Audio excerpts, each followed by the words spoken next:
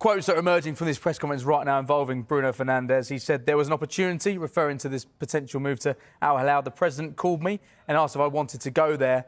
They were waiting for me. I spoke to Amrim. He asked me not to go.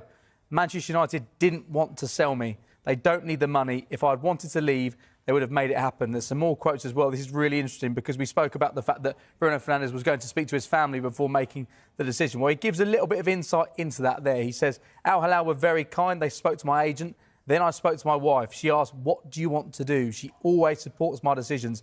It would have been easy to move there. I know the Portuguese players there very well, but I want to play at the highest level and compete for major titles. I can do that, and I still want to.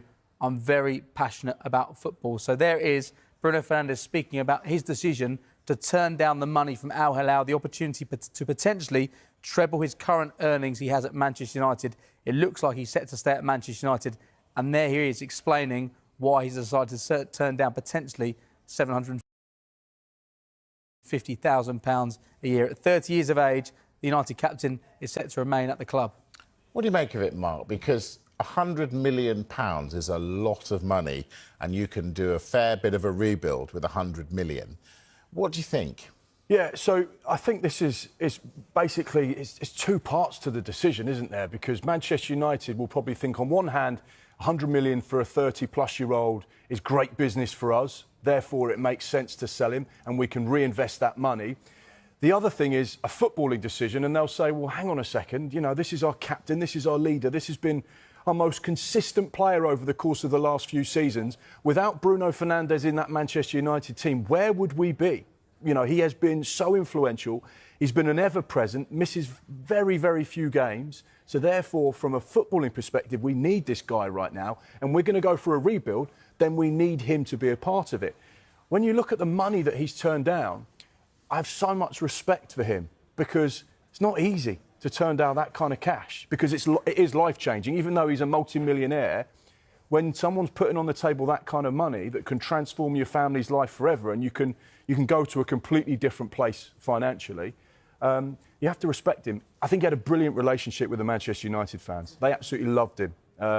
And when he's made a decision like this and put that football club first before himself, and made his mentality, type of character and person he is, and if Manchester United have him in the middle of the pitch under that new rebuild and under this new look Ruben Amorim team, it gives them a real chance. So I have so much respect for that kind of decision, because it wouldn't be easy. It's such an encouraging statement, isn't it? Because you look at where Manchester United were only a few days ago, the 21st of May, that £100 million match against Tottenham. They lost that game, and it felt like United couldn't get any worse. It felt like, where on earth does this football club go from here? There's some that have covered the club, some that have been fans for more than 50 years, saying, I've never felt this low as a Manchester United fan.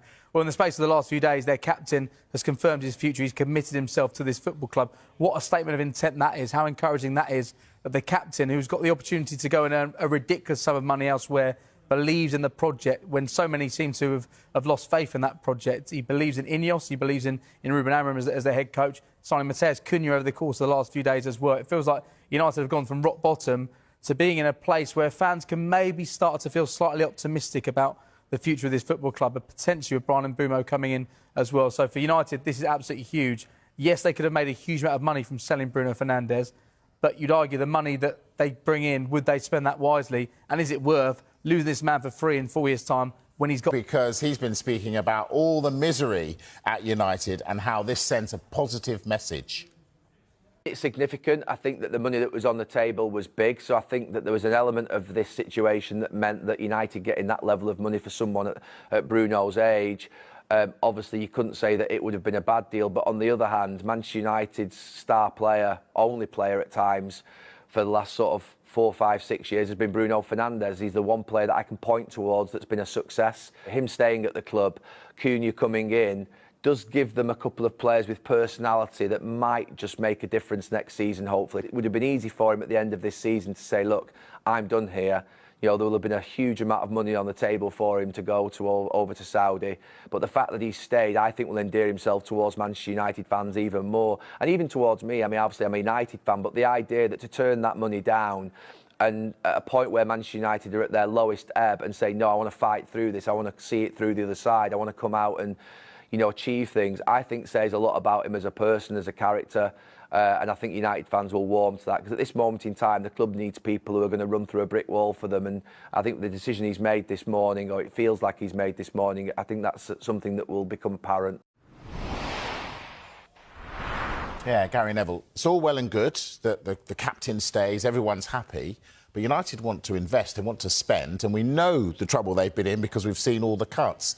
So how do they get players in the door when they could have had £100 million worth of players in the door? I think Manchester United are Manchester United, one of the biggest institutions in the world. And regardless of whether they're playing Champions League, Europa League or even Europa Conference League football... Or no European football, there will be players queuing up to join that football club because of its recent history, because of what Sir Alex Ferguson created. It's a juggernaut of a football club that's lost its way. But you get the feeling that it won't be like that forever. Now, they have good people at the football club. They have ambitious coaching staff. They have players, and they have a captain that's passionate about the Old Trafford project. One player we have been speaking about that potentially could be departing, Anthony, Marcus Rashford, Kobbie Mainoo. There are players there that have value. The big thing Manchester United fans will be saying is, well, OK, fine, lose those players, but who's going to come in? We know that Matheus Cunha is a player that Manchester United are going to sign. They wanted someone in that 10 position. They've got someone. They want another one. The latest is on Bryan Mbeumo, is that he has signalled his intent to Manchester United that he would like to join them, over the course of this summer. And that's their attacking option. Look at all of those players. They can't possibly need all of them. Of course. And like we say, a number of them will represent some value. And there will be clubs interested in possibly doing a deal for those players at Manchester United. We've got Bryan Mbeumo down the bottom with an asterisk, which means it's not done yet. Long way to go. But this is a player that brings guaranteed performances, end product and goals. That's what he's been doing at Brentford since 2019. We know that he's got 1 year left, plus a club option year as well. But Brentford have actually been really sensible and respectful to the player who has given everything since he arrived. And they said, look, we understand what you've done for this football club, what you've brought to us, what you've given. So therefore, if the right offer comes in, we're prepared to let you go. And we respect you that much. You've earned the right to move on should you get that opportunity. So, yeah, this is definitely one to keep an eye on. It's our information as well that the other interest from Premier League sides in Bryan Mbeumo, he has politely declined, saying Manchester United is where my focus is. So, therefore, this rebuild that seems to be happening quite quickly could have two new really important attacking players, despite that long list of players they already have in the building at the moment. Yeah, head at United, uncomfortable times because Sancho's gone back, Anthony's going to have to go back, Rashford's going to have to go back. Tricky times? Yeah, potentially. Let's be honest. There's been a lot of tricky times at Old Trafford over the course of the last few seasons. Things that really aren't going in the way in which Sir Jim Ratcliffe had hoped, the fans have hoped. So they're going to have to make some big decisions. And you've seen that over the course of the last 12 months. You know, there's been a lot of people that have worked at Manchester United that have lost their jobs. There's going to have to be big decisions made with regards to some of those players you've mentioned about the football side of things. And Sir Jim Ratcliffe has quite openly said, look, we cannot afford to keep operating in the way we have been. We have to trim costs. We have to be more sustainable. We have to be careful. We have to get our investment right.